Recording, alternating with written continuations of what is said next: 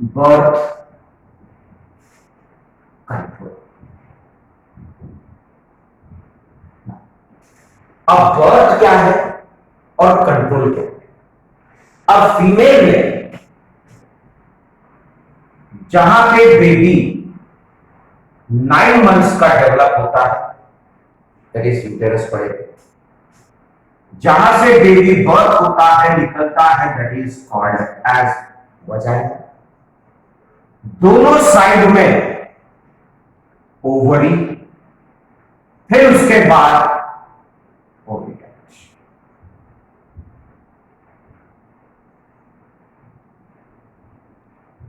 ठीक। As far as male reproductive system is concern, अपन में टेस्टिस पड़े थे, टेस्टिस के कंटिन्यूएशन में अपन ने एपिडाइडिस पड़े थे, एपिडाइडिस के कंटिन्यूएशन में अपन ने वास डिफरेंस पड़े थे, वास डिफरेंस के कंटिन्यूएशन में अपन ने पढ़े थे, वेरी गुड, एम्प्यूला, एम्प्यूला के बाद इजाकुलेटरी डक्ट, उसके बाद जंक्शन, जंक्शन ही था between urinary bladder and urethra. Okay. अब यहां पे मेल बॉडी टेस्टिस में क्या बनता है? स्पर्म बनता है। ओके।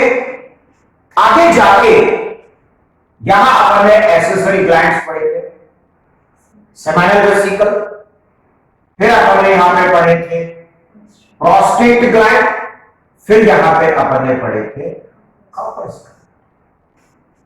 ठीक। अब सबसे बड़ा लॉजिकल कंसेप्ट मैंने एक व्हाट इज बर्थ कंट्रोल, ये समझ लेते पहले। बर्थ क्या है, कंट्रोल क्या है। ओके।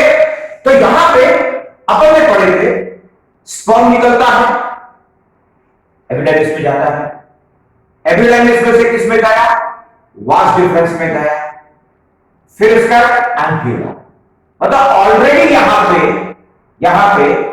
क्या क्या है? स्पर्म है। ठीक। यहां लिख देता हूं स्पर्म, बराबर। फिर यहां आने के बाद स्पर्म में क्या ऐड हुआ? सीक्रीशन ऑफ सेमाइनल वेसिकल, मतलब इसका सीक्रीशन ऐड हुआ, इसका सीक्रीशन ऐड हुआ, कॉर्पस ग्लैंड का सीक्रीशन ऐड हुआ, मतलब यहां पे क्या बना? सीमेन। तो सीमेन का मेन कंट्रीब्यूशन, सीमेन का मेन कंट्रीब्यूशन कहां से स्टार्ट हुआ?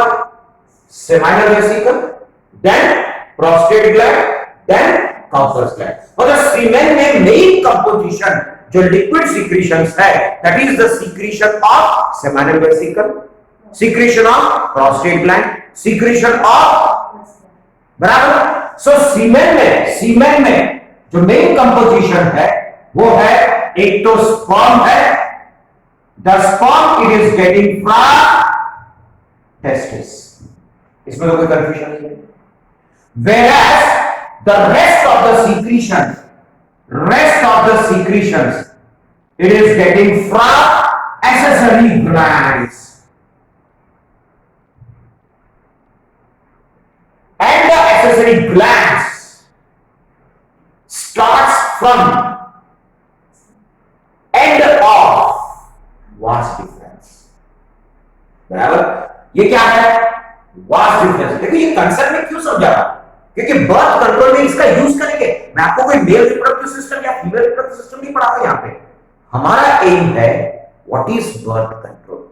लेकिन इस बर्थ कंट्रोल को पढ़ते समय कुछ कंसेप्ट्स आएंगे, उसका नॉलेज होना मस्ट है, बराबर। तो ध्यान रखना, ये वास डिफरेंस है। वास डिफरेंस के पहले टेस्टिस, जो क्या बनाएगा? स्पर्म। वास डिफरेंस के आखिरी एंड से 3 accessory organs, seminal vesicle, prostate gland, corpus gland, which is going to add its secretion into semen। मतलब सीमेन में 2 चीजें हैं, एक टेस्टिस का प्रोडक्ट और दूसरा एसेसरी ग्लैंड का प्रोडक्ट। मानते हो बात को? सीमेन में दो चीजें हैं, एक टेस्टिस का प्रोडक्ट स्पर्म, दूसरा एसेसरी ग्लैंड का प्रोडक्ट सीक्रीशन। दोनों की पोजीशन याद रखना, क्योंकि बर्थ कंट्रोल में कंसेप्ट आएगा। टेस्टिस की पोजीशन वास डिफरेंस के पहले, एसेसरी ग्लैंड की पोजीशन वास डिफरेंस के बाद। तो बर्थ कंट्रोल में इसका कंसेप्ट आएगा। यहां तक क्लियर? टेस्टिस की पोजीशन वास डिफरेंस के पहले, एसेसरी ग्लैंड की पोजीशन वास डिफरेंस के बाद। बहुत इंपॉर्टेंट कंसेप्ट है, ये समझ गए हैं? गुड। तो नेचुरल भी पढ़ेगा पहले।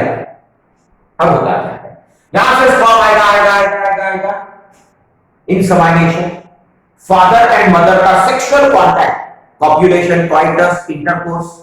उस दौरान फादर का सीमेन मदर के बॉडी में डिपॉजिट होगा, इंसेमिनेशन। स्पर्म स्विम करते कहां तक पहुंचा मुझे बताओ? ओविडक्ट तक। ओविडक्ट में पहले से कौन है बताओ? ओवा। अब कौन पहुंच गया यहां पे? स्पर्म। स्पर्म है ओवा ओविडक्ट के एंटीरियर पार्ट में यूज होगा। ये सब चीजें चाहिए अपने को। फिर उसके बाद में यहां पे बनेगा जाइगोट, फिर बनेगा मोरुला, फिर बनेगा morula gets converted into blastula, gastrula, baby, birth of the baby. Okay ना? बच्चा पैदा हो गया। क्लियर? अब आजकल सभी पढ़े लिखे लोग हैं, जो मैरिड कपल है, उसमें भी वाइफ अच्छी पढ़ी लिखी है, हस्बैंड अच्छा पढ़ा लिखा है ही। और आजकल क्या होता है कि मैरिजेस थोड़े से लेट होते हैं। पहले क्या होता था, जैसे लड़का पढ़ा लिख गया, नौकरी लग गई, शादी कर देते थे। लड़कियां भी ज्यादा नहीं पढ़ती थी। आजकल लड़कियां भी पढ़े लिखे होते हैं, एमएससी सब पीजी वगैरह करने तक के। कहीं ना कहीं एक लड़की की उम्र भी 30 साल के आसपास आ जाता है। अब होता क्या है, they want to live professional life. लड़कियां भी जॉब करना चाहती है। तो इस दौरान कुछ कपल्स इमीडिएटली आफ्टर मैरिज वो बच्चा नहीं चाहते हैं, लेकिन सेक्सुअल कांटेक्ट तो होगा। भाई सेक्सुअल कांटेक्ट होगा और बच्चा नहीं होगा, तो वो ऐसे क्या मेथड यूज करते हैं जिसकी वजह से वाइफ की प्रेगनेंसी न हो, या वो बर्थ को क्या करना चाहते हैं, अवॉइड करना चाहते, कंट्रोल करना चाहते। क्यों? क्योंकि प्रोफेशनल लाइफ है एक। दूसरा और एक रीजन है, क्या हर बार प्रोफेशनल लाइफ ही रहेगा क्या बर्थ कंट्रोल के लिए? नहीं। अब क्या होता है, किसी के घर में 2 बच्चे हो गए, फिर उसका उनको कंट्रोल करना है। सेक्सुअल कांटेक्ट तो लाइफ लॉन्ग आएगा, लेकिन सेक्सुअल कांटेक्ट के दौरान स्पर्म एंड ओवा के फ्यूजन के चांसेस है, तो प्रेगनेंसी तो हो रही है, बच्चा तो पैदा होना ही है। तो कोई ना कोई तरीका अपनाएंगे बर्थ कंट्रोल करने के लिए, चाहे वो प्रोफेशनल लाइफ जीने के लिए, चाहे वो बायोलॉजिकल लाइफ जीने के लिए, स्टैंडर्ड लाइफ जीने के लिए। बायोलॉजिकल लाइफ मैंने इसलिए बोला क्योंकि 2 बच्चे होने के बाद बहुत लोग बायोलॉजिकली उसको कंट्रोल करने की कोशिश करते हैं, मेडिकली भी कंट्रोल करने की कोशिश करते हैं। क्लियर? तो प्रोफेशनल नहीं हुआ अभी, अब वो पॉपुलेशन कंट्रोल करने के हो गया। भाई घर में 2 बच्चे हो गए और बच्चे पैदा हो गए तो पॉपुलेशन एक्ट मिलेगा। गवर्नमेंट की भी कई स्कीम है, गवर्नमेंट भी बोलता है कि पॉपुलेशन कंट्रोल करना है, 2 के ऊपर बच्चे नहीं चाहिए। तो कहीं ना कहीं बायोलॉजिकली, कहीं ना कहीं सोशली कंट्रोल भी करना है। ठीक, एक तो खुद के प्रोफेशनल लाइफ के लिए, जहां पे उसको जॉब पे जाना है, तो अर्ली मैरिजेस में उस समय पे अगर नए नए जॉब लगे हैं तो वो प्रेगनेंसीज अवॉइड करने की कोशिश करते हैं, और उसके बाद में 2 बच्चे होने के बाद सोशली कहीं ना कहीं उनको कंट्रोल करना है। तो इनऑल देखा जाए तो उसको बच्चा पैदा तब होगा जब बच्चा बनेगा, तो उसे मतलब बॉडी में बच्चा बनने देंगे ही है। तो अगर बॉडी में बच्चा बनने देना नहीं है तो एक चीज है कि हस्बैंड एंड वाइफ में सेक्सुअल कांटेक्ट नहीं आना चाहिए, वो तो पॉसिबल ही नहीं after marriage. Husband and wife के बीच में सेक्सुअल कांटेक्ट आएगा because it's a natural process. तो फिर बर्थ कंट्रोल कैसे करेंगे? तो बर्थ कंट्रोल करने के 2 तरीके में आपके सिलेबस में दिया है, एक टेम्पररी मेथड और दूसरा permanent method. Temporary method generally professional life में होता है, मतलब जहां पे कुछ समय के लिए वो प्रेगनेंसी नहीं चाहते हैं। और जो परमानेंट मेथड है, ये जनरली जब 2 बच्चे या 1 बच्चे पैदा हो जाते हैं और कपल सोचते हैं कि अभी हमको लाइफ में बच्चे नहीं चाहिए, तब वो परमानेंट मेथड अप्लाई करते हैं। ठीक है, शादी होते बड़ा परमानेंट नजर आता है, नहीं कर पाएंगे, कारण फिर बाद में तो बच्चे नहीं होंगे। क्लियर? तो ये जनरली जो टेम्पररी मेथड्स होती है, ये जनरली एक कपल में सिर्फ शुरुआत के एज में ही रहता है, मैरिज स्टेज में रहता है, या उस प्रोफेशनल लाइफ के दौरान ही देखा जाता है। और जो परमानेंट मेथड होता है, एक बार फैमिली सेट हो गई, उसके बाद घर में एक अमाउंट ऑफ बच्चे पैदा हो गए, उसके बाद में वो लोग परमानेंट मेथड अप्लाई करते हैं। तो दो मेथड्स हैं, एक टेम्पररी और दूसरा परमानेंट मेथड।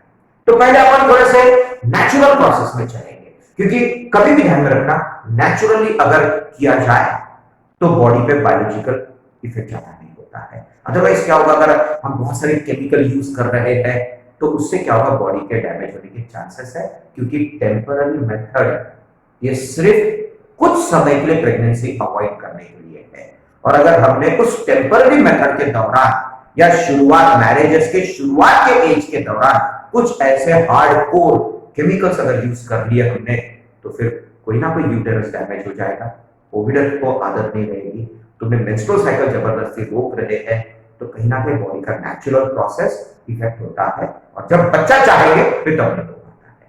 क्योंकि वैसे भी मैरिज लेट एज में हो रहा है, कारण अपन ने क्या बोला, प्यूबर्टी एज कौन सा होता है, 18 साल की उम्र।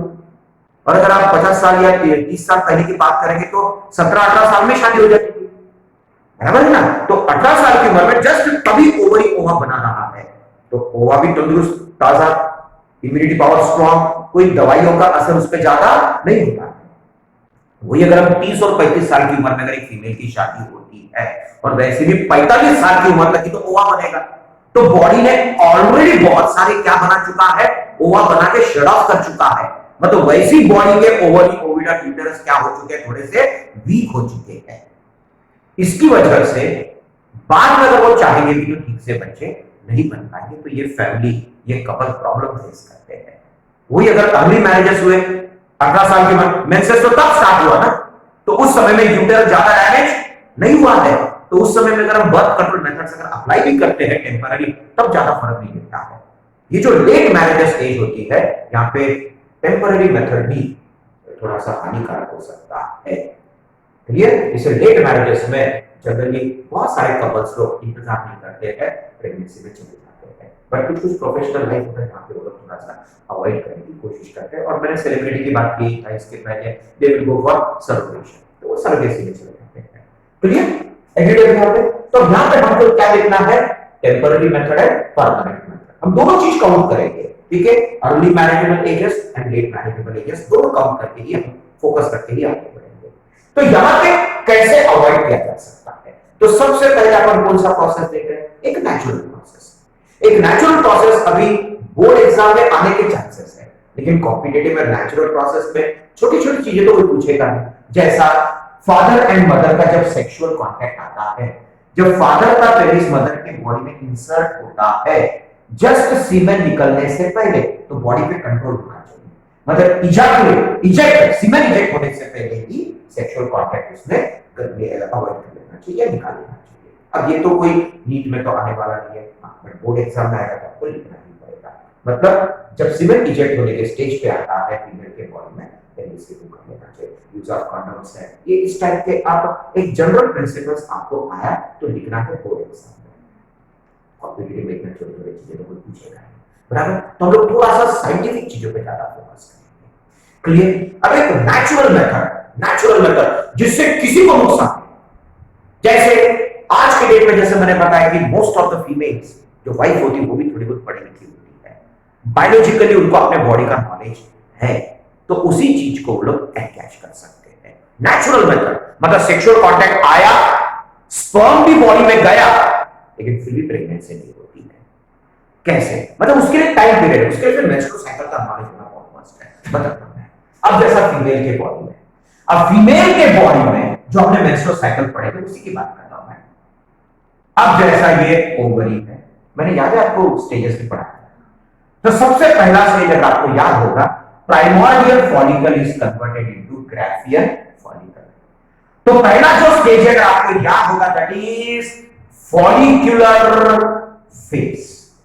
यही पढ़े थे फॉलिकुलर फेज, अगर आपको याद होगा मैंने पढ़ाया था 9 डेज, यही पढ़े थे। फिर 10th डे यहां पे ओवा बाहर निकलता है, ओव्यूलेशन, ओव्यूलेटरी फेज। तो ये कितने दिन का होता है? सिर्फ 1 दिन का होता है। फिर इसके बाद अगर आपको याद होगा, ओव्यूलेटरी फेज के बाद 14 डेज का फेज कौन सा था याद होगा तो सीक्रेटरी फेज, बराबर। और सीक्रेटरी फेज अपन ने कितने दिन का पढ़ा है आप याद कर सको तो 14 डेज। फिर उसके बाद अपन ने ब्लीडिंग वाला फेज पढ़े थे, दैट वाज मेंस्ट्रुअल फेज, बराबर। और ये मेंस्ट्रुअल फेज कितने दिन का होता है? 4 डेज का। अगर हम टोटल काउंट करते हैं 9 डेज, 1 डे, 10 प्लस 14, 24 प्लस 4, बराबर। अब एक फीमेल को अगर आप ऐसे देखेंगे तो ओवरी में चेंजेस दिख रहा है क्या अपने को? नहीं ना। ओवरी में क्या चल रहा है दिखता है क्या? नहीं। जब मैंने मेंस्ट्रुअल साइकिल पढ़ाया था, अगर आपको कंसेप्ट याद होगा, तब मैंने आपको बताया था कि एक फीमेल इतने सारे स्टेजेस में से एक ही स्टेज फील कर सकते हैं, और वो है वेरी गुड। ये अपन ने पढ़े थे यूटेरस, फिर अपन ने पढ़े थे वजाइना, ठीक है, यहां अपन ने पढ़े थे वुल्वा, ठीक है, और ये अपन ने, अगर आपको याद होगा, अपन ने बॉडी पढ़े थे, ठीक। अब एक फीमेल में जब ब्लीडिंग होता है, मतलब कौन सा फेज है? मेंस्ट्रुअल फेज है। तो जब ब्लीडिंग होता है तो फीमेल कैन फील दैट, मतलब ये फेज बहुत इंपॉर्टेंट है, बराबर। ध्यान से अभी मैं भी बायोलॉजिकल कैलकुलेशन में आपको अपने बॉडी में फीमेल में ओवा आता है, तो फीमेल के बॉडी में ओवा, यानी कि ओवा का लाइफ 1 to 2 डेज है बॉडी में, मतलब कहां पे? ओविडक्ट में। हम अभी ओविडक्ट के पोजीशन की बात कर रहे हैं, क्लियर। उसके बाद स्पर्म का लाइफ 3 डेज का, मेल बॉडी में नहीं, फीमेल के बॉडी में जो भी है। अब ये ओविडक्ट की कंडीशन बता रहा हूं। एक ओविडक्ट में जब ओवा आता है तो उसका लाइफ कितना? 1 से 2 दिन, बराबर। और स्पर्म का लाइफ कितना है? 3 दिन, बराबर। उतना हमको अवॉइड करना है। बाकी 28 दिन में से बाकी के दिन भी अगर सेक्सुअल कांटेक्ट आया तो कुछ होने वाला नहीं। देखो ना, बता रहा हूं, मैंने आपको बोला ना, स्टेप बाय स्टेप चलेंगे ना। मुझे बताओ, हाँ बस ये चीजें अवॉइड करो ना। आपके स्टोमक की डेज है मुझे बताओ। अगर स्पर्म आया भी तो कितने दिन जिंदा रहेगा बॉडी में? बस 3 दिन बाद अगर कांटेक्ट आ गया तो कुछ नहीं होने वाला है ना। ओवा भी लाइफ है, बता रहा मैं, स्टेप बाय स्टेप ही चल रहा हूं मैं। तो सिर्फ ये कैलकुलेशन याद रखो, बराबर। नाउ अ फीमेल, एक फीमेल कौन सा स्टेज फील कर सकता है मुझे बताओ? वेस्ट, बराबर। तो ब्लीडिंग हो रहा है तो उसको मालूम है 4 दिन चलेगा। ब्लीडिंग हो रहा है मतलब कितने दिन चलेगा? 4 दिन चलेगा। तो हम यहां से शुरू करेंगे, क्योंकि एक फीमेल कहां फील कर सकता है ब्लीडिंग? तो आपके पास कितने दिन है? 4 दिन है। उसके बाद 9 दिन, पहले ओवा की बात करते हैं। उसके बाद 9 दिन है, तो कितने हो गए मुझे बताओ? 9 + 4 + 1 14, क्योंकि ओवा रिलीज कब होगा मुझे बताओ? ओव्यूलेशन के बाद। मतलब ओविडक्ट में ओवा आने के लिए कितने दिन है आपके पास? आपके पास 14 डेज बचा है, ध्यान रखना, बराबर। अब चलो हम कैलकुलेट करते हैं। अब फीमेल पढ़ी लिखी है, ब्लीडिंग के दौरान तो सेक्सुअल कांटेक्ट नहीं होगा, तो उसमें से 4 दिन माइनस कर दो, गए 4 दिन। जैसे ब्लीडिंग, अब फीमेल तो फील कर सकता है ना, फीमेल को मालूम है ब्लीडिंग हो रहा है, तो उस ब्लीडिंग के दौरान सेक्सुअल कांटेक्ट आ सकता है क्या? नहीं, बराबर। ब्लीडिंग खत्म हो गया तो फीमेल कैन फील, फीमेल को फील होता है ना ब्लीडिंग नहीं हो रहा है करके। तब कितने दिन बचे आपके पास? 10 डेज बचा है। ओवा का लाइफ कितना बताओ मुझे? 1 to 2 डेज है। अब अगर सपोज इमीडिएटली आफ्टर मेंसेस 1 हफ्ता तक सेफ पीरियड है, अगर सपोज फादर का मदर के साथ सेक्सुअल कांटेक्ट ब्लीडिंग के बाद आया, बराबर, कब, कितने दिन बोला मैंने? सिर्फ 1 हफ्ता, मतलब उसमें प्रिकॉशन लेना जरूरी है। मतलब आफ्टर मेंसेस कितना दिन? 7 डेज, मतलब 1 वीक आफ्टर मेंसेस 1 वीक, मतलब फिर भी और कितना दिन बचा है? नहीं, 4 दिन हो गए ना आपके, तो 4 माइनस 16 कितना है आपके पास? 10 में से 7 गए तो कितना? 3 है ना। फिर अब बताओ, अगर हस्बैंड का वाइफ के साथ सेक्सुअल कांटेक्ट आया कब? मेंसेस के बाद 7 दिन तक वो सेक्सुअल कांटेक्ट किया, स्पर्म जाएगा ना? स्पर्म का लाइफ कितना है? खत्म।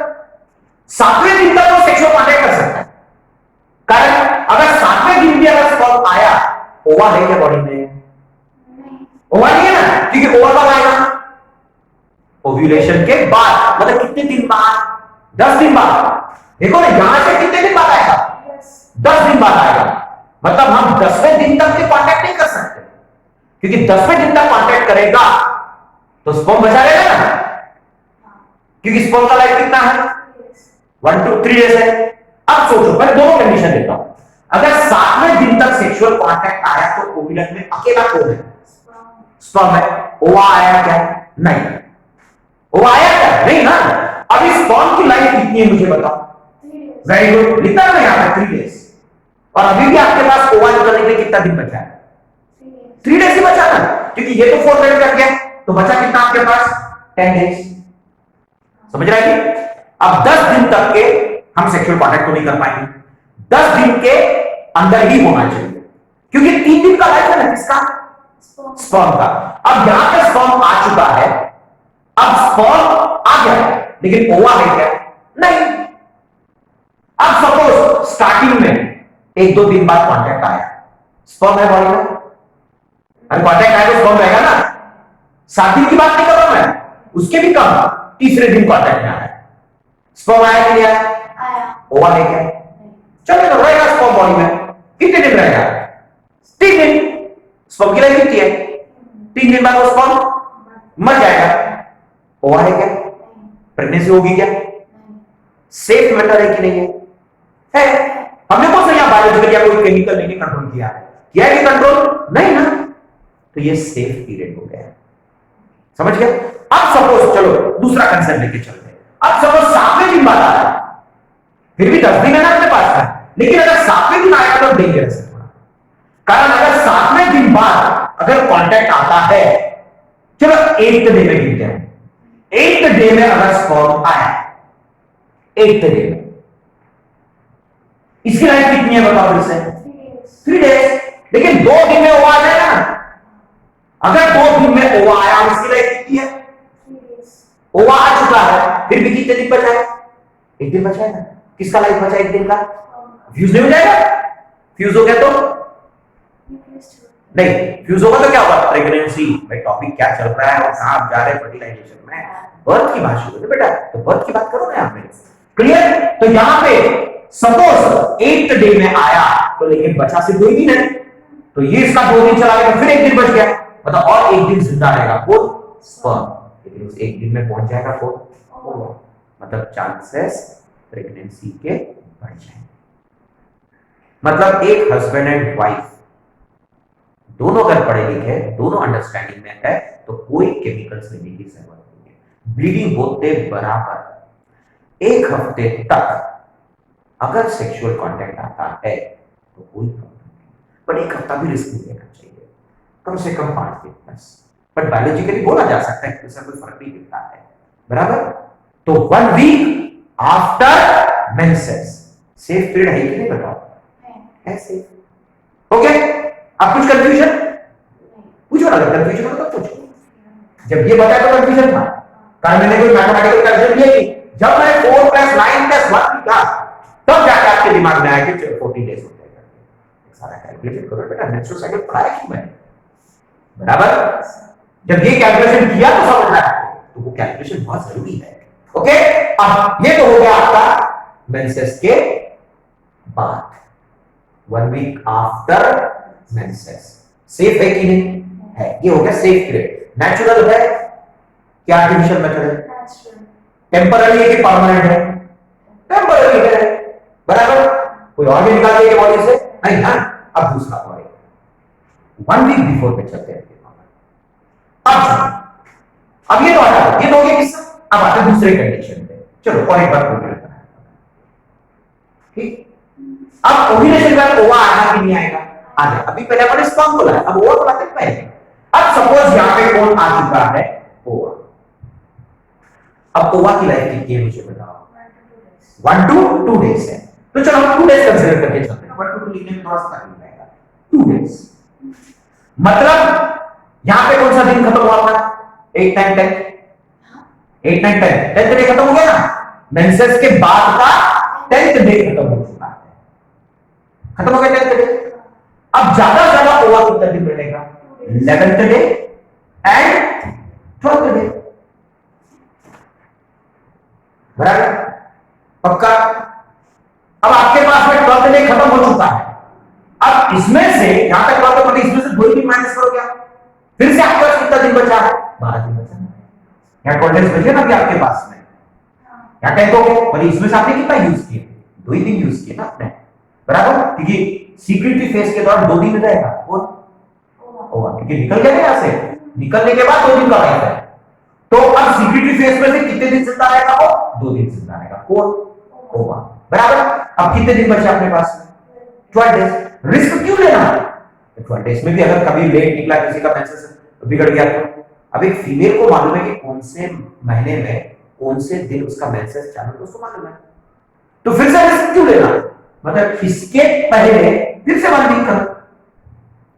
वैसे भी हमने 10 दिन में से कितना लिए? 7 लिए, 3 दिन तो छोड़ ही लेना। फिर भी हमारे पास कितना बचा? फिर से यहाँ पे 10 to 12 डेज बचा है। 10 to 12 डेज से करना, फिर हम कितना रिस्क लेंगे? फिर से कितना यूज करेंगे? यहाँ से भी 7, अभी यहाँ पे 1 वीक, मतलब 1 week before menstrual phase and 1 week after। समझ गए? दोनों सेम पीरियड है ना, क्योंकि मेंसेस के 1 हफ्ता पहले अगर सेक्सुअल कांटेक्ट आया तो ओवा तो निकल के आ भी गया और मर भी गया, है ना? मेंसेस के पहले और मेंसेस के बाद। मेंसेस के पहले ओवा आया, मर भी गया। मेंसेस के बाद स्पर्म आया और स्पर्म मर भी गया, ओवा आया। तो सेफ पीरियड कौन सा हुआ? 1 week before menses and 1 week after. समझ गए? अब इसके लिए तो पढ़े लिखे होना बहुत जरूरी है, ठीक है? क्योंकि इतना कंट्रोल करना, और दूसरा कपल्स भी कभी कभी सेक्सुअली डिस्कशन नहीं रखते हैं, तो ये सब चीजें बहुत मायने रखता है। अगर किसी कपल के बीच में सेक्सुअली डिस्कशन नहीं होता है ये सब चीजें, देन उनका एक ही डिपेंडेंस है, artificial method, then they have to go to doctors, और वो चीजें उनका डिस्कशन। और अगर सपोज कोई पढ़े लिखे मतलब कितना नेचुरल है, बॉडी को बायोलॉजिकल कहीं कुछ इफेक्ट नहीं होता है। ये तो हो गया नेचुरल सेफेस्ट, जिसमें मुझे ज्यादा एफर्ट्स लगाना है, बराबर? अब आते दूसरा नेचुरल मेथड्स या आर्टिफिशियल मेथड्स। अब वो फटाफट हो जाएगा। अब उसमें अब जनरली ऑपरेशन है। अब जनरली मेल्स भी ऑपरेट कर सकते हैं अपनी बॉडी में रिप्रोडक्टिव ऑर्गन को या रिप्रोडक्टिव सिस्टम को, फीमेल भी कर सकते हैं। उसमें 2 मेथड्स हैं, ट्यूबेक्टॉमी और एक vasectomy. This one is tube, है ना? कौन सा ट्यूब? Vast difference. ट्यूबुलर है, ट्यूब लॉन्ग ट्यूब है, ये भी ट्यूब है छोटा सा, दोनों ट्यूब है, क्लियर? तो इस ट्यूब को पैसेज है, तो ये कौन सा ट्यूब है? Vast difference, vast difference, vast difference. ये लोग क्या करते हैं? वास्ट डिफरेंस को कट करते हैं यहां से और वहीं के वहीं बांध देते हैं, दोबारा जुड़ेगा नहीं, तरह में रखना। और ये कब? एक बार फैमिली सेट होने के बाद। परमानेंट मेथड क्लियर किया, permanent method after settlement, okay? Temporary method professional life में। तो यहां पे वहीं के वहीं बांध दिए, ठीक? अब मैंने पहले क्या बताया? सीमेन में 2 चीजें हैं, एक है स्पर्म टेस्टिस बनाएगा जो वास्ट डिफरेंस के पहले है, दूसरा सीमेन में दूसरा कंपोजिशन क्या है? सीक्रेशंस ऑफ एक्सेसरी ग्लैंड जो वास्ट डिफरेंस के बाद। अपन काटे किसको? काटे किसको बांधे? वास्ट डिफरेंस को। अब जब फादर का मदर के साथ सेक्सुअल कांटेक्ट आएगा, सीमेन डिपॉजिट होगा कि नहीं होगा? कारण सीमेन कौन बना रहा है?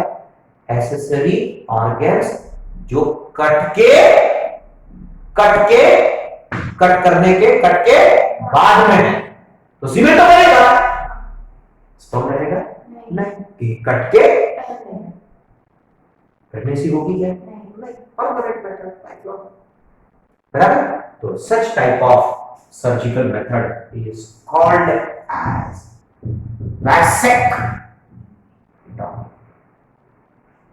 क्या बोलते हैं? वैसेक्टॉमी। और अगर सपोज इसको कट करके बांध देते हैं, then that is called as tubectomy. ठीक है। सो अगर ओविडक्ट को कट करके बांध देते हैं, that is called as tubectomy. Tube body स्टैट की फैलोपियन ट्यूब है, तो फैलोपियन ट्यूब को कट करके बांधते हैं तो ट्यूबेक्टॉमी। ओके, और इसको बोलते हैं वैसेक्टॉमी। ये कौन सा मेथड? Surgical methods. और नेचर एक्सीडेंट में कभी कभी क्या है, यूटेरस को भी निकाल देते हैं। यूटेरस का साइंटिफिक नेम हिस्टेरा, क्या बोलते हैं? हिस्टेरेक्टॉमी। क्या बोलते हैं? क्लियर? तो वास्ट डिफरेंस को कट करके बांध दिया तो वैसेक्टॉमी, फैलोपियन ट्यूब को कट करके बांध दिया चाहे तो ट्यूबेक्टॉमी, यूटेरस को निकाल देते हैं तो हिस्टेरेक्टॉमी। एक्सीडेंट, सर्वाइकल कैंसर को समझ, बराबर? क्लियर? अब और एक इंपॉर्टेंट चीज, ये सब भले परमानेंट मेथड होता है, बट इन दोनों में एक ही चीज अवॉइड होता है, फर्टिलाइजेशन। अगर आपने इसको कट कर दिया तो स्पर्म नहीं आएगा, फर्टिलाइजेशन नहीं होगा। आपने इसको कट कर दिया तो स्पर्म आएगा, लेकिन स्पर्म एंड ओवा के बीच में बैरियर बन चुका है, तो तब भी वहां पे फर्टिलाइजेशन होगा। So vasectomy and tubectomy is to avoid fertilization, to avoid pregnancy itself, बराबर। अगर सपोज कपल का, न्यूली मैरिड कपल का अगर गलती से हिस्टेरेक्टॉमी हो जाता है मेजर एक्सीडेंट में या कैंसर में, तो तब सेक्सुअल कांटेक्ट आके भी क्या फायदा होगा? तो उस समय में क्या करते हैं? IVF, in vitro fertilisation, test tube baby, surrogacy. फिर सरोगेसी पढ़ा नहीं चुका है, सरोगेट मदर है ना, लेकिन सरोगेसी में भी हस्बैंड एंड वाइफ का क्या चाहिए? स्पर्म एंड ओवा चाहिए ना, गैमेट्स तो चाहिए ना, ठीक है, सरोगेसी कर लेंगे वो। लेकिन सरोगेसी में भी आईवीएफ आ गया ना, आईवीएफ तो दोनों में आ गया ना, सरोगेसी करो जब तो आईवीएफ आ गई। तो ये हो गया यूटेरस, ठीक, ये हो गया ओविडक्ट,